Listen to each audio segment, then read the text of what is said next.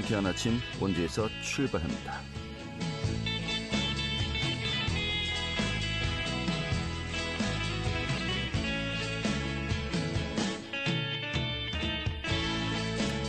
안녕하십니까. 8월 25일 금요일 아침에 인사드리겠습니다. 상쾌한 아침 원주에서 출발합니다. 진행의 한태훈입니다. 자, 주말 앞두고 다시 무더위가 고개를 들겠습니다. 오늘 원주 지역의 한낮 기온 30도 기록하겠고요. 하지만 또 습도가 높아서요. 실제 체감온도 이보다 1, 2도가량 더 높겠습니다. 또 주말과 휴일에도 무더위가 계속되겠고요. 이런 가운데 또 오후까지 산발적으로 비가 내리긴 하겠습니다만은 이 비의 양이 이렇게 많지는 않겠네요. 또 휴일에 남부와 영동 지역에 가끔 비가 내리겠고요.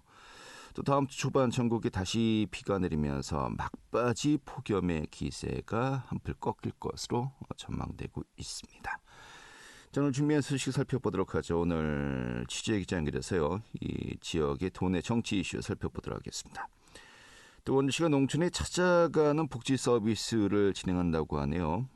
그 내용 함께 살펴보도록 하겠고요.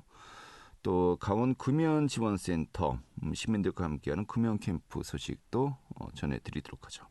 8월 25일 금요일 상쾌한 아침 원주에서 출발하겠습니다.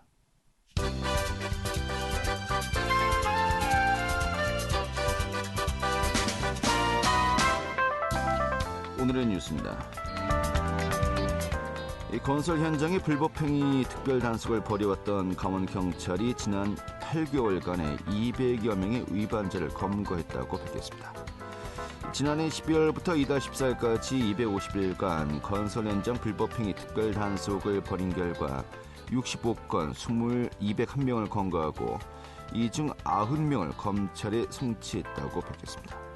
현재까지 수사가 진행 중인 사건은 10건에 33명으로 범죄 유형별로는 전인비, 복지비 등의 명목으로 금품을 갈취한 인원이 127명, 39건으로 가장 많았습니다. 이 원주 반도체 클러스터 조성 사업의 청신호가 켜졌습니다. 반도체 교육센터 유치에 이어서 강원자치도가 추진해왔던 의료 AI 반도체 전문인력 양성센터의 구축, 또 반도체 소모품 실증센터 구축에 필요한 예산이 확보되었습니다. 이 국민의힘과 정부는 지난 23일 오전 국회에서 당정협의회를 열고 원주 반도체 클러스터 조성을 위한 의료 AI 반도체 전문인력 양성센터의 구축, 또 반도체 소모품 실증센터 구축 예산을 반영키로 합의했습니다. 대학생들이 1,000원의 아침 식사를 할 수 있는 1,000원의 아침밥 사업에 일부 지자체들이 재정 지원에 나선 가운데 가운데의 지원은 없는 것으로 확인되었습니다. 국회 안민석 의원이 조사한 2023년도 상반기 전국의 광역 지자체 1,000원의 아침밥 예산 지원 현황을 보면 이 서울과 경남 등 10개 시도는 1,000원에서 2,000원씩의 예산을 지원하는 반면에 가운데를 포함한 7곳은 예산 지원이 없는 것으로 확인되었습니다. 오늘의 뉴스였습니다.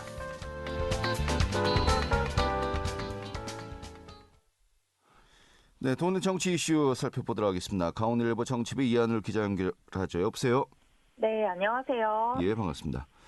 자, 국민의힘이 현재 공석 중인 전국의 4고 당협위원회 재정비에 나서고 있습니다. 그런데 좀 쉽게 결론을 내지 못하고 있네요. 당초 어제 발표될 것으로 예고가 되었었는데 이게 또 미뤄졌다고요? 네, 국민의힘 조강특위가 어제 전국 36곳의 사고당협 조직위원장 공모 결과를 발표할 것으로 예고를 했었으나 다음 주 중으로 연기를 했습니다. 다만 전체 공모 대상 36곳 중에서 한 10여 곳의 조직위원장을 인선한 것으로 알려지면서 최소 미선정 지역은 20곳 이상이 될 것으로 보이는데요. 박진호 조강특위 위원은 어제 오후 서울 여의도 중앙당사에서 회의를 마친 후에 오늘 회의에서 의결한 것을 최고위원회에 보고할 예정이라며 10여 곳에 확정 의결하고 보고할 것이라고 말을 했는데요. 이어서 최고위원회에서 변경될 수 있기 때문에 선정 지역이나 명단은 공개할 수 없다고 강조했습니다. 특히 이번 선정 기준에 대해서는 제일 중요한 것은 당선 가능성이라면서 지역에서 인지도가 있는지를 가장 많이 살폈다, 가장 중심적으로 살폈다고 밝혔고요. 또 미선정 지역에 대해서는 추가적으로 검토하고 계속 심사할 예정이라고 설명했습니다. 네. 이 공모 대상 가운데 절반가량을 임명하지 않았네요. 특히 이제 우리 지역 같은 경우는 원주 을 지역이 이 사고 지구 아니겠습니까? 좀 여기 조직위원장을 임명했을지도 관심이 모아졌습니다만은 역시 마찬가지로 보류가 되었네요. 네, 그렇습니다. 내년 총선을 앞두고 지금 현재 수도권 위기설이 나온 만큼 국민의힘 입장에서는 서울과 인천, 경기 지역의 인선 여부에 관심이 커지면서 또 중앙 이슈에 민감하게 반응하고 있는 원주 지역 또한 마지막까지 고심 중인 것으로 알려졌습니다. 지난해 6월 지방선거 직전부터 1년 넘게 공석 중인 원주의 경우에는 지난해 12월에 이어서 이번 심사에도 보류될 가능성도 제기가 되고 있는데요. 총 8명의 후보자 중에서 1명의 당협위원장을 선임할 경우 지역 분열을 촉발시킬 수 있다는 점이 부담으로 작용하는 것으로 풀이가 되고 있고 또 더욱이 올 연말부터 총선이 진행되는 내년 4월까지 아직은 시간이 많다는 점도 걸림돌로 작용하고 있습니다. 실제로 당 핵심 관계자는 당협위원장을 임명한 이후 3, 4개월 후에도 공천심사가 시작이 되는데 몇 개월 만에 다시 지역수장을 바꾸는 것도 원활한 선거 준비에 방해가 될 수 있다면서 원주 영구의 새로운 인물들도 차기 선거에 도전할 수 있는 가능성도 있지 않겠느냐 이렇게 좀 열려있는 가능성을 얘기했는데요. 한편 지금 현재 원주 사고당협에는 총 8명의 후보자가 신청을 해놓았고요. 지난 6월 지방선거 직전부터 지금 현재 1년째 공석으로 유지 중에 있습니다. 네, 그래요. 현재 뭐 외부 인사로 현재 차관으로 근무하고 있는 분들에 대한 이제 차출론도 나오고 있고요. 8명 중에 1명을 이제 당협위원장으로 선출하면은 이게 그 마이너스 효과가 나지 않겠냐라는 우려도 있고 좀 경우의 수가 굉장히 많네요. 알겠습니다. 자, 어제부터 또 일본이 원전 오염수를 방류하기 시작했습니다. 야, 여야 간의 입장차가 너무 극명하게 좀 차이가 나고 있네요. 네, 여야는 어제 국회 관련 상임위인 농림축산식품해양수산위원회 전체 회의에서도 일본 후쿠시마 원전 오염수 방류 문제를 놓고 격한 공방을 벌였는데요. 국민의힘은 후쿠시마 오염수 관련된 의혹이 가짜뉴스임을 강조를 했고 또 더불어민주당은 오염수 방류에 대해서 해테러 행위라고 강하게 비판했습니다. 민주당 소속의 소병훈 농해수위위원장은 일본 정부의 오염수 방류 결정에 분노와 깊은 유감을 표한다면서 핵 오염수 투기는 사실상 전 세계에 대한 대핵 테러 행위라고 목소리를 높였습니다. 이어서 우리 정부는 핵 오염수 투기가 과학적 기술적인 문제가 없다면서 방관하는 태도를 보이고 있는데 역사가 반드시 정부의 책임과 무능을 기록할 것이라고 비판을 했습니다. 또 민주당 김승남 의원도 정부가 직간접적인 피해를 포함한 정확한 피해 규모도 파악하지 못하고 있다면서 일본 정부의 정당한 피해 보상을 요구를 해야 된다 이렇게 지적을 했습니다. 네. 이 중국 같은 경우는 당장에 일본산 수산물 이 전면 수입 금지하겠다라고 이제 밝혔고요. 또 문재인 전 대통령 같은 경우도 전 대통령으로서 어느 정도 그 본인의 입장 표명을 하는 것이 조심스러울 수밖에 없는데 굉장히 강하게 좀 이 상황을 또 비판한 것 같습니다. 민주당은 뭐 물론이고요. 자, 이런 상황에서 여당 의원들 뭐 강하게 또 반박을 하고 있죠. 네, 그렇습니다. 여당 쪽에서는 정부의 입장을 두둔하면서 야당의 주장이 지나친 정치적인 공세라고 반박하고 있는데요. 윤석열 정부 이전에 문재인 정부의 책임론도 함께 언급이 됐습니다. 국민의힘 이양수 의원은 정치적인 주장 말고 좀 합리적이고 이성적인 과학적인 토론으로 핵 오염수 방류 문제에 대해서 제대로 된 대응이 필요하다면서 자칫 잘못하면 가짜뉴스로 인해서 피해보는 어민과 수산업 관계자들이 없도록 유의했으면 한다고 강조를 하기도 했고요. 또 홍문표 의원도 문재인 정부에서 핵 오염수 문제에 대해서 무대책으로 하다가 윤석열 정부로 넘어와서 마치 여기서 모든 것을 잘못한 것처럼 호도되고 있다 이렇게 주장을 했는데요. 또 문재인 정부 때 후쿠시마와 관련된 TF 보고서에 따르면 일본이 IAEA 판단에 따르면 핵 오염수 해양 방류에 반대하지 않겠다고 한 게 문재인 정부의 공식 문서 기록이고 사실이다 이렇게 주장을 하기도 했습니다. 네, 그래요. 바로 이런 부분들에 대한 이 전 대통령의 문 전 대통령의 이제 지적이 있었고요. 자, 이런 가운데 뭐 정치권의 논쟁은 좀 일단 차지하고 뭐 강원도 같은 경우는 당장 뭐 이제 동해안에 이제 그 바다가 접해 있는 지역 아니겠습니까?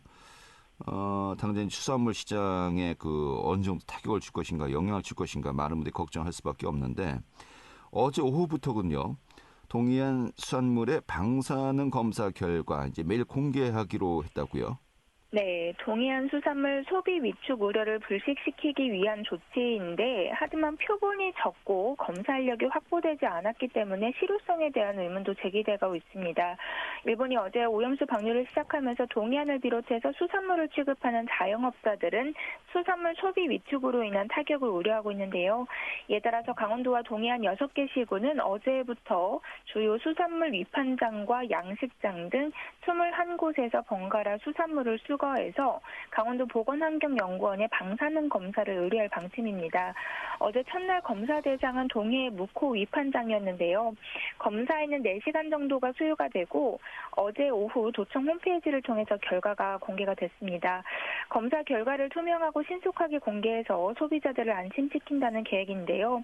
다만 동해안에는 검사 장비가 없기 때문에 당분간 동해안에서 시료를 채취한 후에 춘천에 있는 강원도 보건환경연구원으로 그것을 갖고 와서 다시 검사를 해야 한다는 불편이 따르고 있습니다. 알겠습니다. 아직 인프라 구축이 제대로 되지 않았군요.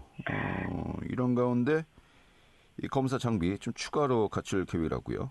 네, 강원도는 올해 6억 원을 들여서 방사능 검사 장비 2대를 구입하고 이르면 다음 달 중순부터는 한일성 수산자원센터와 수산자원연구원에서도 각각 고성과 강릉에 있는데요. 이곳에서도 방사능 검사가 가능해질 것으로 전망을 하고 있습니다. 하지만 검사 대상이 하루에 1kg으로 표본이 지나치게 적은 데다가 다음 달에 검사 장비가 들어오더라도 이것을 운용할 인력 확보 계획이 아직 없다는 점에서 신뢰도를 높일 방안이 필요하다는 지적도 나오고 있습니다. 이채성 동해어업 자원연구소장은 제대로 된 검사와 발빠른 대응이 될 수 있도록 기초적인 단계에서 정확한 자료의 수집과 분석이 가장 중요하다고 조언하고 있습니다. 네, 알겠습니다. 오늘 이렇게 정리 아주 잘 들었습니다. 네, 감사합니다. 네, 강원일보 정치부의 이하늘 기자였습니다.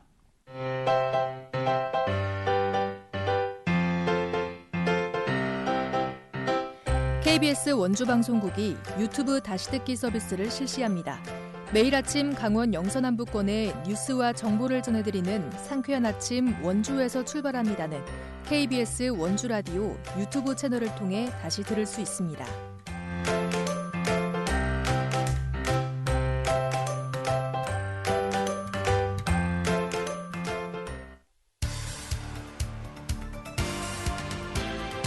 알찬 정보, 생생한 현장의 소식을 전해드립니다.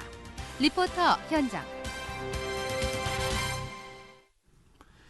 네, 원주시 농촌 활성화 지원센터가요, 농촌의 지속 가능한 복지 서비스 전달 체계를 구축한다고 합니다. 이 문화와 교육, 복지 서비스 혜택을 좀 거리적인 한계로 좀 받기 힘든 곳에 찾아가는 서비스를 구현한다는 것인데요. 오늘 소개해드리도록 하죠. 박다현 리포터가 취재했습니다. 어서 오시죠. 네, 안녕하세요. 네. 자, 문마읍의 17개 마을, 또 불원면의 16개 마을 대상으로 섬강 온누리 프로그램을 이제 진행한다는 것인데 좀 프로그램 소개부터 해주시죠. 네, 섬강 온누리 서비스는 농촌 협약이 추진되는 마을 중 문막의 외곽마을과 불원면 전체 주민을 대상으로 찾아가는 생활문화복지 서비스를 제공합니다. 이 농촌 지역에 있을수록 아무래도 문화복지 서비스를 접하기 어려우실 텐데요. 이런 농촌 지역 분들을 위해 맞춤형 서비스를 제공합니다. 맞춤형 서비스란 주민들이 필요로 하는 서비스를 맞춤형으로 제공하는 수요자 중심의 서비스를 제공을 하는데요. 현재 마을 이장, 현장 활동가와 함께 마을별로 주민들의 수요를 파악 중에 있습니다. 이를 바탕으로 9월에는 시범 서비스를 실시해 10월부터 본격적인 서비스를 제공할 예정인데요. 자세한 내용 원주시 농촌활성화지원센터 문병선 사무국장 이야기 들어보겠습니다. 네, 섬광 온누리 서비스에 대해서 말씀을 드리겠는데요. 올해부터 문막 불온 지정 쪽에 농촌 협약 사업이 추진되고 있는데요. 이 마을 중에서 문막의 외곽 마을과 불온면 전체 주민들을 대상으로 해서 찾아가는 생활문화 복지 서비스를 제공하는 사업을 말합니다. 프로그램은 크게 세 가지로 구성이 되는데요. 생활문화 서비스가 있고 교육 서비스가 있고 복지 서비스가 있습니다. 그래서 생활문화 서비스 같은 경우는 취미 관련된 서비스들을 받을 수가 있고요. 취미는 문학에서 풍물이라든지 난타 이런 것들을 교육받을 수 있고요. 교육 서비스 같은 경우는 이제 휴대폰 이용하는 것, 복지 서비스 이용하는 것들 이런 것들이 들어가 있고요. 복지 서비스는 농촌 지역에 있으니까 이런 서비스를 잘 못 받으세요. 그래서 물리치료를 받는다든지 다양한 치매 예방 교육을 한다든지 이런 프로그램들이 있습니다. 네. 자, 찾아가는 생활문화복지 서비스 좀 구체적으로 좀 자세하게 프로그램들 내용들 좀 살펴볼까요? 네, 프로그램은 기본적인 생활문화 서비스와 교육 복지 서비스, 또 복지 서비스가 있는데요. 생활문화 서비스는 정말 생활에 꼭 필요한 서비스를 말합니다. 예를 들어 농촌 같은 경우 단독 주택이 대부분인데요. 셀프 배관 교체, 에어컨 보일러 관리, 전등 교체, 집 정리 수납, 정원 가꾸기와 같은 프로그램을 제공합니다. 또 내가 재배한 농산물로 효소나 장아찌, 간단한 빵류를 만들거나 음악과 스포츠, 교양 활동 같은 취미 활동을 지원하는데요. 두 번째로 교육 서비스는 어르신들을 위한 서비스입니다. 요즘 음식점에는 키오스크가 대부분이라 이 키오스크 사용이 어려워서 식당 이용을 꺼려하는 어르신분들이 많은데요. 그래서 키오스크나 휴대폰 긴급전화 사용법, 또 법률 교실, 자녀와 소통과 같은 교육들이 준비되어 있습니다. 마지막 복지 서비스로는 건강한 생활을 돕기 위한 보건의료복지 서비스인데요. 한방진료나 구강관리, 안과관리 등을 비롯한 다양한 치매 예방 프로그램들을 제공하게 됩니다. 이어서 원주시 농촌활성화지원센터 문병선 사무국장 이야기 들어보시죠.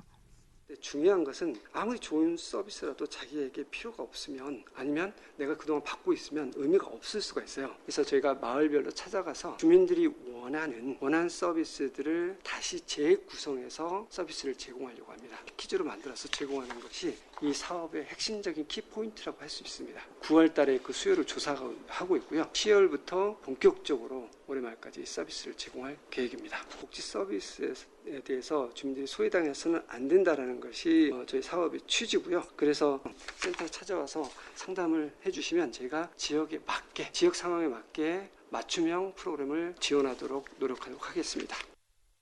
네, 이런 그 외곽 지역, 면 지역에 계신 분들이 문화복지 서비스를 제공받기 힘든 것, 거리적인 또 지리적인 한계도 있고요. 또 이제 인프라 구축도 사실 좀 이제 부족한 면이 있는 거 사실 아니겠습니까? 이런 가운데 다목적 복지센터군요. 섬광 온누리 플랫폼이 더 들어선다고요? 네, 맞습니다. 문마급엔 2025년까지 190억 원을 투입해 다목적 복지센터인 섬광 온누리 플랫폼이 들어설 예정인데요. 현재는 프로그램들을 문마급에 소재한 특정 공간에서 진행하고 있지만 앞으로 복지센터가 생긴다면 인근 생활권에 있는 주민들이 더 많은 서비스를 누릴 수 있을 것 같습니다. 이렇게 원주시 농촌활성화지원센터에서는 외곽 지역을 중심으로 다양한 서비스를 제공하고 있는데요. 혹시라도 서비스에 관련된 상담이 필요하신 분은 센터로 연락하셔서 맞춤 서비스를 추천받아보시기 바랍니다. 네, 알겠습니다. 오늘 이렇게 정리하죠. 잘 들었습니다. 네, 감사합니다. 네, 박다현 리포터였습니다.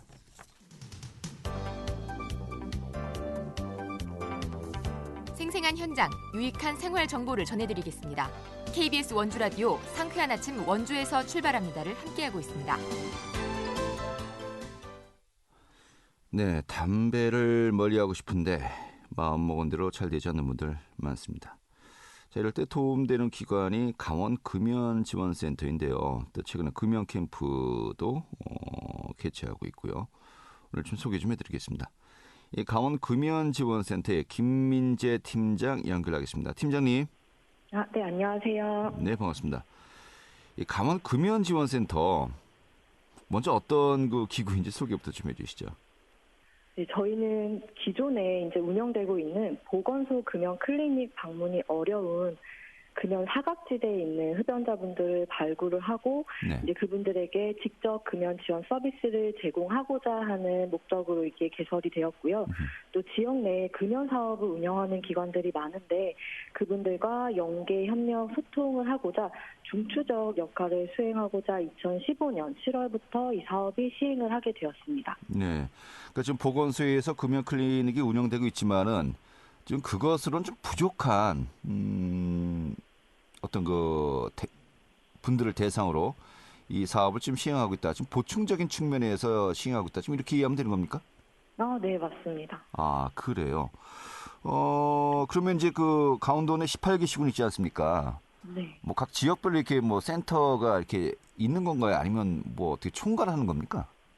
이게 저희 강원도에서는 저희 센터 하나가 있고요. 네. 이게 전국적으로 총 17개 센터가 있는데 예. 광역시와 도 단위로 하나씩 있다고 보시면 되고 아하. 저희가 강원도 전체를 다 돌아다니고 출장을 다니면서 지금 상담을 진행을 하고 있습니다. 그렇군요. 그러니까 뭐 상설 센터는 없지만은 각 지역을 돌면서 이 강원 금연 지원 센터가 이제 역할을 수행한다는 것인데 한마디로 금연 정책의 강원도 내 총괄본부다 이렇게 보면 되겠군요.